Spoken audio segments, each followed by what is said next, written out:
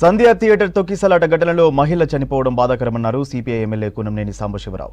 బాధితుడు శ్రీతేజ్ పరిస్థితి ఇంకా క్రిటికల్ గానే ఉందన్నారు. సంధ్య థియేటర్ ఘటన తర్వాత ప్రభుత్వం పలు విప్లవాత్మకమైన నిర్ణయాలు తీసుకోవాల్సిన అవసరం ఉందన్నారు.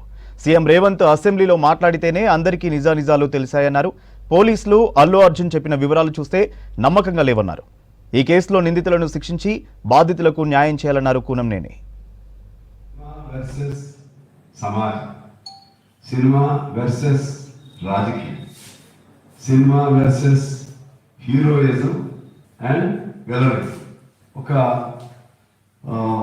మనిషి రేవతి అనే ఆమె చనిపోవటం, ఆ చనిపోయే క్రమంలో కూడా ఆ పిల్లాడిని చేయి పట్టుకుని వదలకుండా ఇవన్నీ కూడా నాకు ముఖ్యమంత్రి చెప్పినాక హృదయ విదారకం అనిపించింది.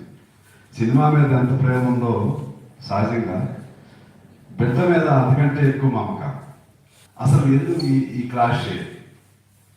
సినిమా ఒకనాటి సినిమా ఈ సమాజాన్ని మార్చడానికి సినిమా గొప్ప వేదికగా ఉపయోగపడింది. ఒకనాటి సినిమా ఆ రోజుల్లో దోపిడీకి వ్యతిరేకంగా, ఆ రోజుల్లో పేదవాడిని రాజు పేద అంటే పేదవాడిని హీరోగా పెట్టి అంటే పేదవాడి పాత్రని హీరోయిజంగా చేస్తూ అసలు ఒకటేంటి, ఏ సినిమాలైనా ఎంతో సామాజిక స్ఫూర్తితో నిర్మించబడేవి.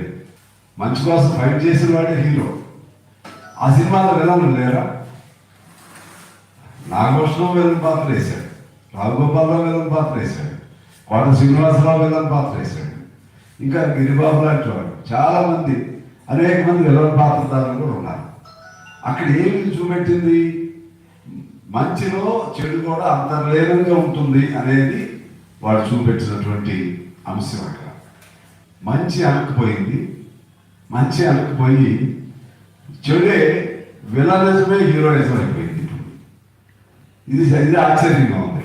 సామాన్యుడు 3000 అంటే అంత టికెట్ ధర వేస్తే అంత క్రేజ్ పెరిగింది. నీకు డబ్బులు వస్తాయి, జన్మం తొక్కిస్తున్నాడని మళ్ళీ దొరకదాన్ని దానిలో ప్రాణాలు కూడా కోల్పోవాలి.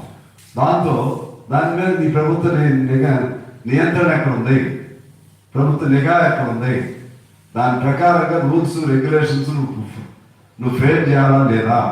సినిమా వాళ్ళు, సినిమా ప్రభుత్వం కానీ నేను అడుగుతున్నా, చేయండి, నిఘా నియంత్రణ పెట్టండి. చిన్న సినిమా